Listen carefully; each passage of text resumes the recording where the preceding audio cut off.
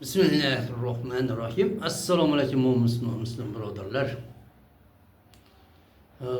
Mana O'zbekiston bilan Qirg'izistonni shu yonma-yon turib qolganda juda bir-birini haligi nima deydi? Test bir-biriga farqini ko'rsatib qo'yganda, ochiq ko'rsatib qo'ygan. Qirg'izistonda prezidentlar ham o'g'ri, O'zbekistonda ham o'g'ri. Endi boshqa yerda ham o'g'ri. Lekin bu ikkovi qo'shnilar. Mana u qirg'izlar o'g'rilarni qo'llaveradi-da, o'rniga boshqa o'g'rini olib kelishaveradi. Bu uni o'g'rini haligi maqtab olib keladi, haligi o'g'ri o'g'irlaganda uni haydaydi, quvlashadi. Quvlab tezda yana bitta o'g'rini olib kelib qo'yishaveradi-da. Mana bu nechta bo'pti? Sanaylikchi Akayev, Bebakiyev, hali bir qanji qo'ygan O'tinboyeva degan, undan keyin kim bo'ldi? O'tinboyev, nima? Atamboyev, undan keyin Sapardan bir Molduktur, undan keyin Japar 6 ta bo'pti. Shundan men Akayev prezident bo'lganda ham ichkarida o'tirgan edim. Undan keyin Bakiyev keldi. Bakiyev bahada ham o'tirdim.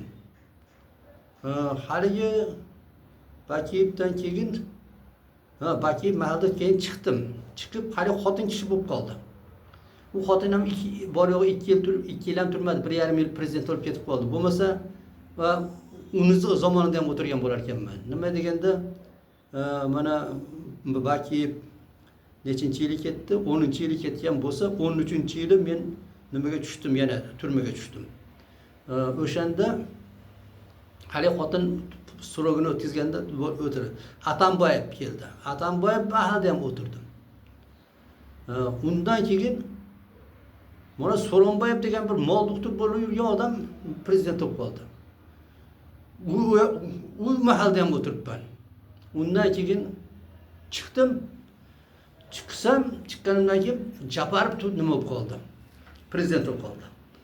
Endi shu Japarovda mahalda endi turmaga o'tirmaydi deb uydan chiqib ketdim. Mana 5-yil ketyapti shu hijratdaman. Har qalay turmada emas, mana bo'lmasa u yerda yana turmaga qamab qo'yishardi. Nima deganda shu haqiqatni aytadigan odam qayerda bo'lsa o'zi shunaqa bo'ladi-da. Endi O'zbekistondachi. Mana nima Karimni o'sha o'ldirib yuborishdi. Bu 25 yil o'tiribdi. O'lmaydigan bo'lsa endi haligi aytganini qilib yurganda shu qilmay qo'yib uni o'ldirib yuborishdi. Bo'lmasa Firavunga o'xshab 1000 yil yashasa 1000 yil turardi. Endi uni o'rniga Mirziyoyev keldi. Mirziyoyev kelib qarasa, bu ham o'lib qoladigan ekan. Bu nima Karimov o'lmayman deb yurdi, o'lib qoldi. Men ham o'lib qolsam, qizimga qolsin. Bo'lmasa mana nima Karimov rosa davr surdi. Lekin uni o'g'ri qizi qo'lga tushib qoldi. Bittasi yaxshi qochib ketib qoldi. Nimaga Amerikaga. Bo'lmasa u ham qamalardi. Endi shu meni qizlarim qamalmasin. Bular prezident bo'lib qolsin deb turib, qizini prezidentlikka tayyorlayapti. Bu hali o'lmay turib, уже haligi nimasini uzatib qo'ymoqchi bo'lyapti hukumat. Bu nimada O'zbekistonda shuni qizini qo'yib qo'ysa, qizini ham saylab qo'yaradi o'zbeklar. U ham agar o'lmasdan yuradigan bo'lsa, u ham nimada bir 25-30 yil yuraveradi. Lekin farqi yo'q. Ikkovida ham o'g'rilar. Mana bu nima Karimov bitta o'zi 25 yil o'g'irlagan bo'lsa, mana u 25 yilda ichida 5 tasi o'g'irlabdi o'z nimada Qirg'izistonda. O'sha bittasidan kelgani albatta yomon kelaverdi. Mana oxiriga kelganda birdaniga 2 ta prezident bo'lib ketdi Qirg'izistonda. Tashiyev ham o'zicha prezident. Bu nima ham prezident. Nima Japarov. Yo ikkita shunaqa o'g'irlashdiki, hayron qolasan. Bu ajdarlar nima shunaqa yeganda yorilib o'lardi. Bular hech ham bilinmadi. Hali bittasi aytgan ekan, men tuyani ko'rsa yutsam dumini ko'rsatmayman deb. Bular Qirg'izistonda yutib yuborib dumini ko'rsatmay qo'yishdi. Bo'lmasa mana u oxirgi nima yilda budjetga 3 barobar ko'p pul tushibdi. Nima qilishdi desa, hali o'g'rilarda hammasini o'sha pulni yarmini budjetga yarmini cho'ntakka urib qo'yishdi. Haligini yarmini tashib o'zi urib qo'ydi. O'shani ukasi o'zi shu 4 yilda ichida bir qancha 20 milliarddan ortiq boylik to'plashdi. Ukasi oxirgi marta o'g'irlaganda 60 million o'g'irlagan ekan, qo'yga tushib qoluvdi. Bu beraman degdi, chiqarib qo'ydi. O'g'li ham allaqachon o'g'irlagan ekan, qamab qo'ydi, uni ham chiqarib qo'ydi. O'zi ham juda katta o'g'irlagan ekan, endi qamama iloji yo'q deb turib, hech bo'lmasa nomiga qamab qo'yaylik deb turib 4 yil uslovlik berdi. Nimaga ayb qildi desa, bu o'sha o'g'irlik ochilib qo'yganda prezidentni ag'darib, o'zim bo'lmasam qamalib ketaman degdi. Bilib qolib uni ushlab qolishdi. Bo'lmasa o'sha hukumatni ag'daraman derdi. Urush chiqib ketadigan bo'lsa, ming-minglagan odam o'lib ketardi. O'shani lekin nima qildi?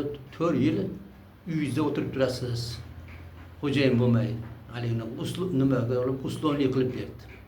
Shuncha nimani ag'darib tashlayman dedi hukumat. Uni o'g'irliklari ochildi. Lekin jazolanmadi. Men birinchi tushganimda nima qilishdi? Men haligi diniy kitob sotardim. O'shani ichida nimani Hizb Tahrirda kitobini sotibsan degan tuhmat bilan qamashdi. Uni bitta odam kim aytdi desam, mana bitta odam olgan ekan kitobni, sendan olib bizga keldi. O'sha odam qani desam, yo'q. Keyin nimasini adresini topdi, borib qarasa, u yerda unaqa odam yo'q. Keyin sud bo'ldi. Sudda haligi odamni topishga iloji bo'lmadi. Boshqa hech qanaqa guvoh yo'q. Baribir meni haligi nimaga ashada patolog 3 yil edi, 3 yilga qamab yuborishdi. Qarang. Undan keyin yana uyda shumon qilib, hamma dishlarimni olib ketdi. Ichida bitta chataqa bor ekan deb turib, 3 yil uslovni berib yuborishdi. Bitta uni yo'q, axir nima deb tushunsa bo'ladi. Keyingi safar yana 1 yildan keyin kelib uyni kavlab turib, endi ikkita chiqib turibdi, 7,5 yilga qamab yuborishdi meni. Yo, mana davlatda ag'darib o'raman deganga 4 yil uslovli bo'lsa, bu qonunni qaranglar. Shu nimani ikkov do'stimiz deb yurgan edi Japarov bilan. Lekin u Japarovni ag'darib tashlayman degdi. Shuning uchun bilib qolib uni yiqitdi, lekin 4 yil uslovli berdi. Nimaga deganda, ikkovi o'sha rosa o'g'irlashgan edi. Japarov ham rosa og'zi bilan og'ziga ham tiqib, ko'tiga ham tiqib olishgan edi. Shunaqa ko'p yevar, ko'ti bilan ham yevargan, og'zi bilan ham yevargan edi. Buni mana u tashib dokumentlashtirib qo'ygan edi. O'shanda kerak bo'lib qoladi. Mana tashibni qamaymiz dedi. Davlatda ag'darganiga eng kamida 15 yil beriladi. Bo'lmasa 25 yil beriladi. Bu 4 yildan chiqib olishga sekin Japarovga ko'rsatib qo'ydim uni. Qaranglarchi, bu agar meni qamaydigan bo'lsam birga ketamiz dedi, lekin bo'pti bo'lmasa deb 4 yil uslovni qilib qo'ydi. Bu to'g'rida qalampir chiqardi. Mana u Qirg'izistonda nimasini, hali SMB'sini shunaqa qamashdi. Bu qanaqa qiziq bo'ldi-yu. Davlat to'ntarish qilgan bo'lsa 4 yil beradimi? Bunga bir boshqa gap bor deb qo'yibdi. Shu tariqa nimaga Moskvaga yomon ko'rinib qo'ydi. Yo'q, Moskvaga emas. O'g'rini ochib qo'ymaylik, mana 15 minutda qarab qo'yay. Ha, bor ekan. U prezidentni gilla olib kelib ketish mumkin bo'lgani uchun mana 4 yil berib qo'ydi. Uni ham uslovni qilib berib qo'ydi. Ukalarini ham chalik 60 million, bitta o'g'irlashda 60 million o'g'irlagan ekan. Ashuni daromad nimasi 14 milliardga yetgan ekan. Ukasi deputat o'g'ri. Endi o'ziniki ham bir 7-8 ga yetib qo'ygan ekan. Haligi vor zakonini otib tashab, Ispaniyadan vor zakoni olib kelib o'sib qo'ygan ekan. U mana men ko'chadagi o'g'rilarni yo'qotdim deb, bu ham SMB'ni bu nachalnigi, ham mana bu vor zakoni o'zi bu ekan. Haligi nimasini bittasini olib kelib qo'yib, ko'chaniki ham o'zi, bu yoqdagi ham. Odamlarni uylarini xotirasiga buzib pulini bermay qo'ygan. Hammasini o'zi yeb qo'ygan.